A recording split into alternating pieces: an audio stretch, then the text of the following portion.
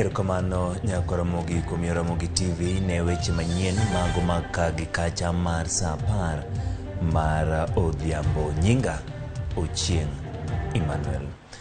Jakom duol matayo yiero pacho kaende IBC Wafula Chebukati oromo gi jolar kom jatend piny Kenya malalruok ewi ikruok ne yiero maduong'. Jochungo ne dwani ochwal sei 48,000 moro ka moro mar podhogi ne yiero mar dwe mar 8 ka olose kar romo mar Bomas of Kenya. Chebukati okon nitie jochung' mar 11 manyocha rem chwalo nying jolupgi e thuolo ma chik dwaro mano thuolo manyocha orumo tarik 16 dweni. Oparo ne jochung' ni kampen hie chakore tarik 29 dweni. Today's pre-nomination is a precursor to other electoral activities lined up in the election calendar, and among these activities is the one we are undertaking today: receipt of supporters' signatures with the photocopies of identification documents, that ID or passport, registration of presidential aspirants, as I mentioned, from 29th of May to 6th of June, resolution of disputes by the Dispute Resolution Committee of the Commission shall follow from the 9th of June to 19th of June 2022. This is where a returning officer has made a decision whether to register you a candidate or not, and the candidate feels aggrieved. Then the Commissioner's Dispute Resolution Committee is set up, which will be made up of the commissioners and our legal experts to hear your case between the 9th of June and the 19th of June. Campaign period shall run immediately after registration commences from the 29th of May to the 6th of August 2022. Kweth mar Kenya Kwanza kotelne kod William Ruto ne obago romo kod lalruok ewi uchumi mar kaunti ma Kiambu. Romono moyo ji ma ok tin ne 3,000 ne otwak ewi rito mwandu mag lo, pur, ohala to kod bero uchumi boma ma Thika kod Limuru. Ruto ne yango ni Kenya Kwanza biro kedo kod nok mar tije ka osingo fuongo nengo chak, kahawa kod udi mag dak. Bende osingo bero sekta mar jua kali.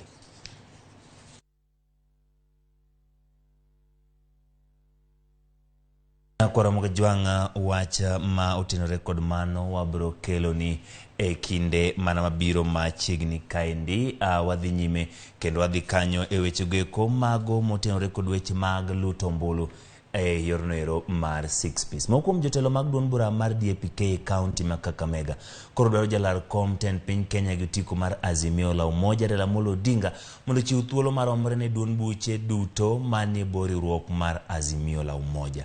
Jotelo go dwaro ni Raila kik bingi duond bura mar ODM gi wang' mamuol kako machielo ojwango duond buche mamoko e limbene ma kaunti ma Kakamega jumani. Gino magiwacho ni osebedo katimore. Kata kamano jotelo go singo riwo Raila Amolo Odinga lwedo e yiero mabiro ka bende gipuoyo ahinya welo mar Martha Karua kaka jalup Raila Amolo Odinga gi otiko nero mar Azimio la Umoja One Kenya Alliance e yiero noero mabiro.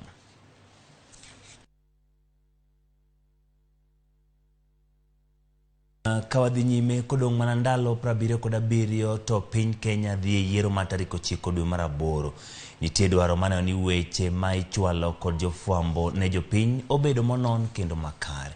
Kotenore gi mano, kambi mar All Media Services no bago tiegruok mar ndalo 2 ne jofwambo mag boma Nairobi kaisire kod kambi mar nyakalondo mar Voice of America mano VOA. Puonjgo geno neno ni weche ma ichwalo ne jopiny obedo madiera kendo migi pek kendo jopiny oyudo weche makare e kindegi mag siasa. VOA osebedo katiyo kamoro achiel gi kambi mar All Media Services kuom thuolo mar higni 20 ka gichiwo puonj e weche mopogore opogore mag geto bero lony mar fwambo e pacho ka. Kwa Ramogi jwanga mane makelo giko mar miweche geko ma waikoni e kagi kacha kalore gi weche geko ma ok nyal geng' mar gigo molos gi lwet dhano. Tudri kodwa kanyo koromo saa 1 e chenro mar Ang'ichwelo kod saa 3 e chenro mar oimore ne weche manyien mago mondo kendo monon makare. Kata kamano kik idhi mabor, wantiere gi chenro mar ngoma wake. Nyinga Ochieng Emmanuel.